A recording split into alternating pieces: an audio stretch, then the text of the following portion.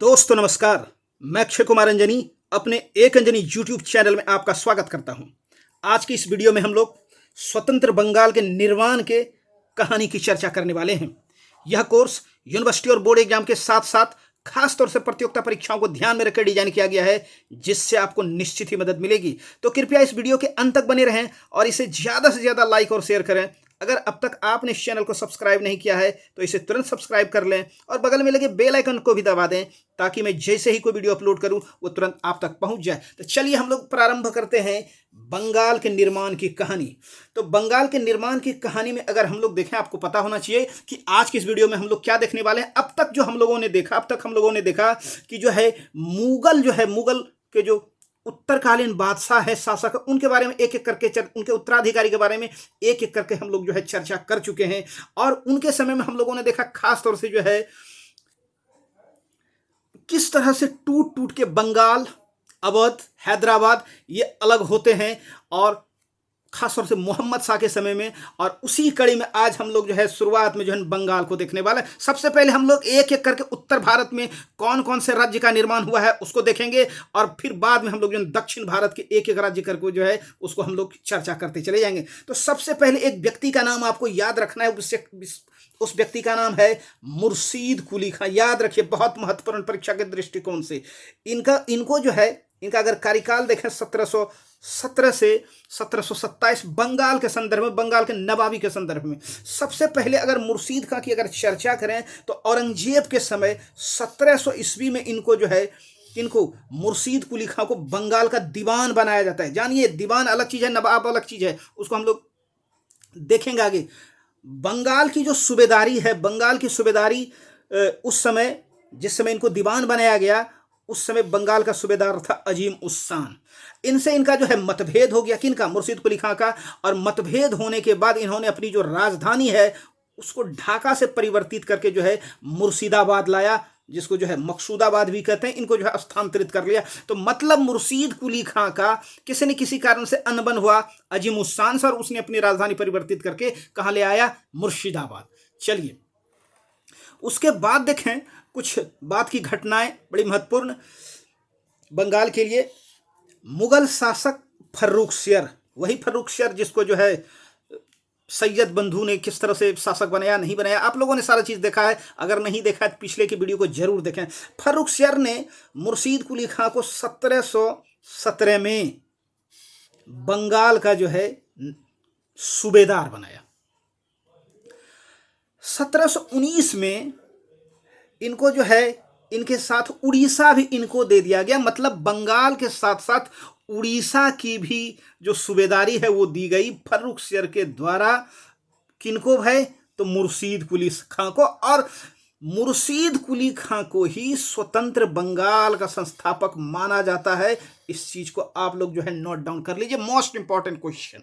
चलिए, इनका कार्य देखें। इन्होंने जो भूमि व्यवस्था के संदर्भ में इन्होंने इजारेदारी सिस्टम या ठेकेदारी प्रथा को शुरुआत की, जो अपने आप में एक तरह का गलत प्रथा थी। अगर मुगल काल में देखें तो हम आपको याद होना चाहिए कि जहांदार शाह के समय में इस तरह की व्यवस्था लाई गई थी। सारा चर्चा इस बात की चर्चा हम लोग किए हैं पहले।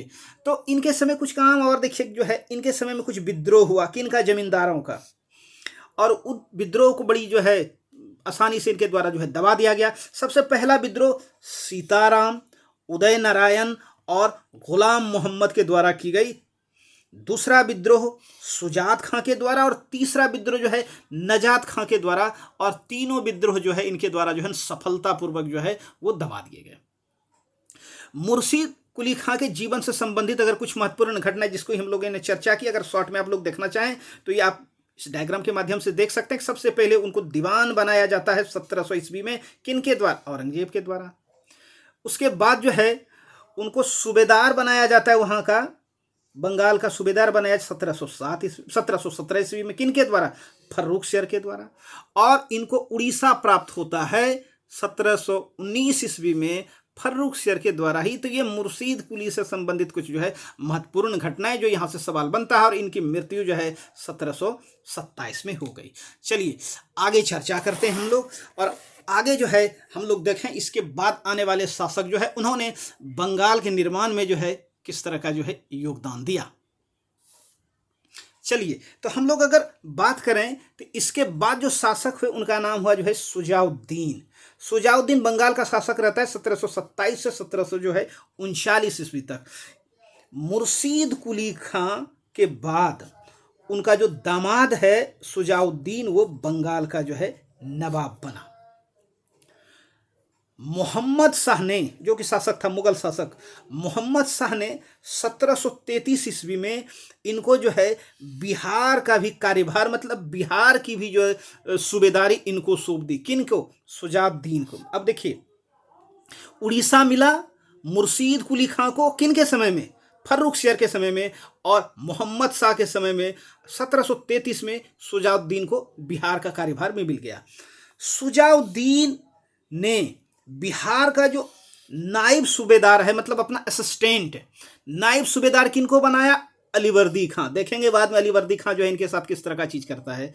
और सुजाउद्दीन की मृत्यु हो जाती है 1739 में। तो ये सुजाउद्दीन के समय की कुछ जो है महत्वपूर्ण घटना है।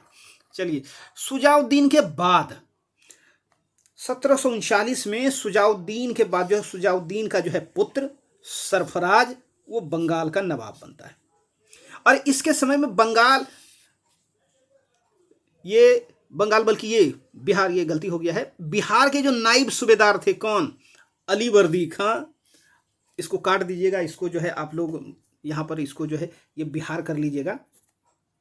बिहार के नायब सूबेदार अलीवर्दी खां ने विद्रोह कर दिया।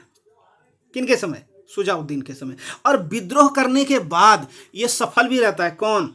अलीवर्दी खां। और एक युद्ध होता है गिरिया का युद्ध, ये 1740 में होता है, जिसमें सरफराज खां को पराजित करके अलीवर्दी खां के द्वारा जो है मार दिया जाता है। मतलब जो है अब ताकत में, शक्ति में कौन आ जाते हैं? ये आ जाते हैं अलीवर्दी खां। चलिए, मोस्ट इंपॉर्टेंट देखिए, अलीवर्दी खां 1740 से 1756 का इनका कार्यकाल रहता है बंगाल के नवाबी के संदर्भ में।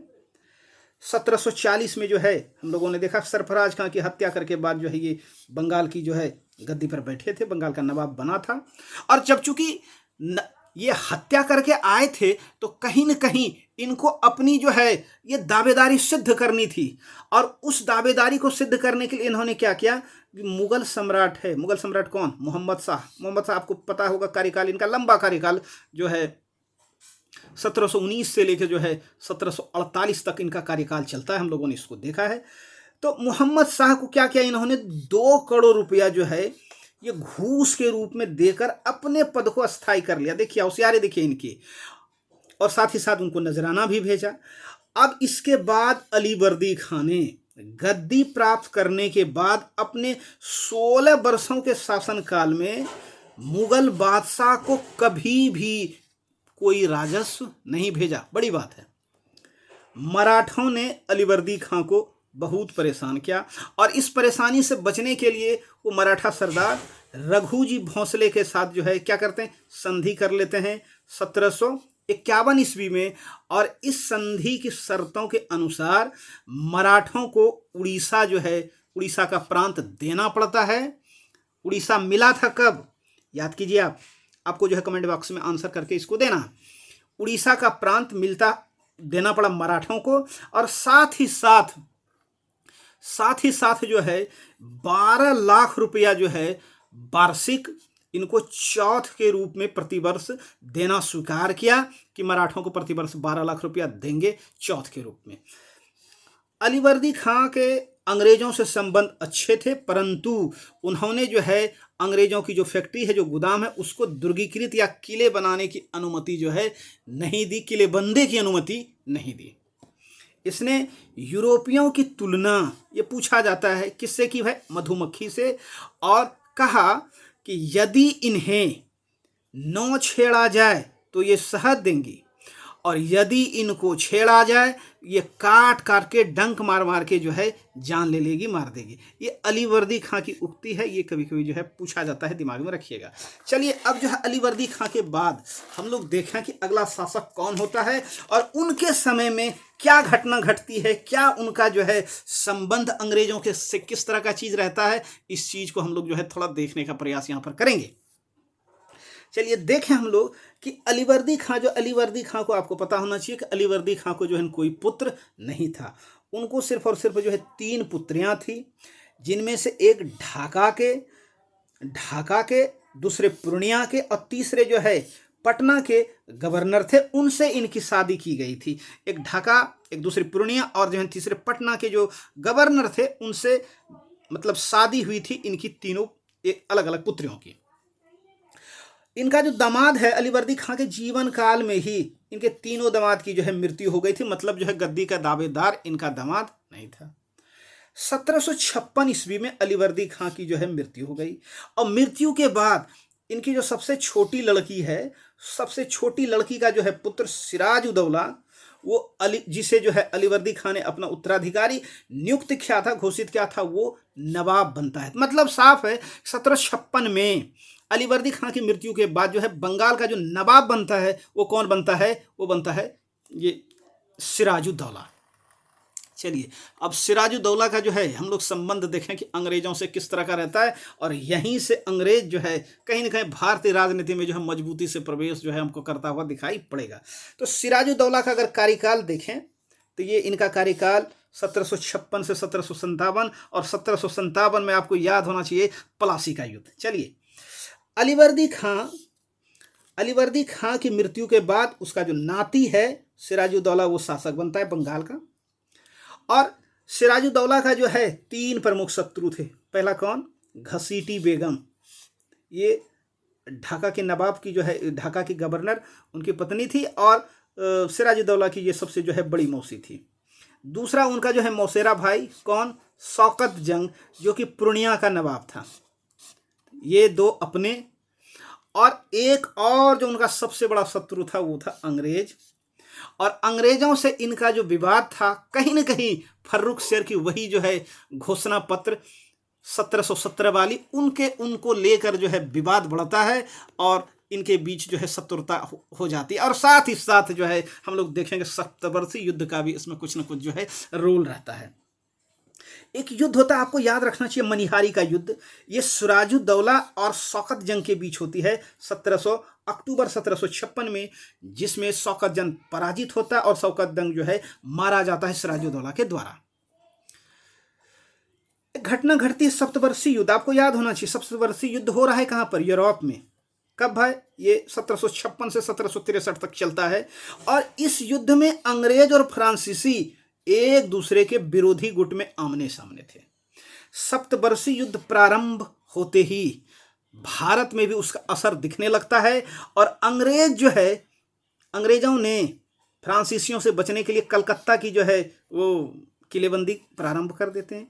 और इसी तरह से फ्रांसीसी भी जो है अंग्रेजों के डर से चंद्रनगर की जो है ये किलेबंदी प्रारंभ कर देते हैं।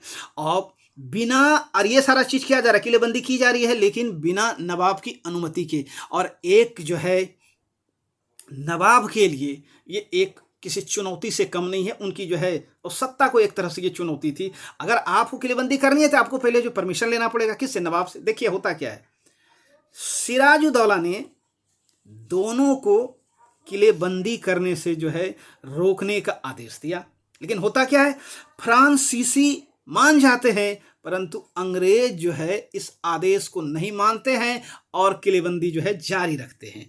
यहीं से अंग्रेजों और सिराजुद्दौला के मध्य जो है तनाव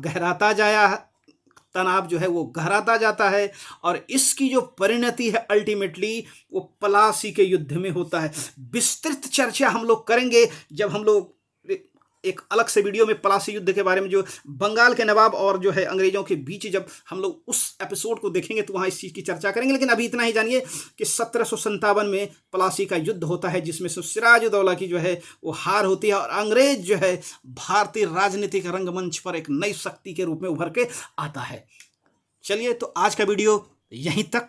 उम्मीद करते हैं कि इस वीडियो से आपको कुछ ना कुछ जो है सीखने को मिला होगा, और अगर आपको लगता है कि ये वीडियो आपके लिए हेल्पफुल है तो आप इस चैनल को, इस वीडियो को ज़्यादा से ज़्यादा शेयर करें। थैंक यू, धन्यवाद, बहुत बहुत धन्यवाद, बहुत बहुत धन्यवाद।